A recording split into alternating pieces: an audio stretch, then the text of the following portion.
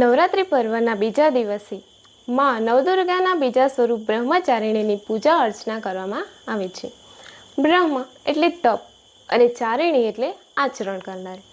આમ બ્રહ્મચારિણીનો અર્થ છે તપનું આચરણ કરનારી માતા. બ્રહ્મચારિણીના જમણા હાથમાં જાપની માળા રહેલ હોય છે, જ્યારે ડાબા હાથમાં કમંડળ. નવરાત્રિના બીજા દિવસે આ મંત્ર એટલે કે શ્લોકનું જાપ કરવાથી આપણી મનોકામના પૂરી થાય છે.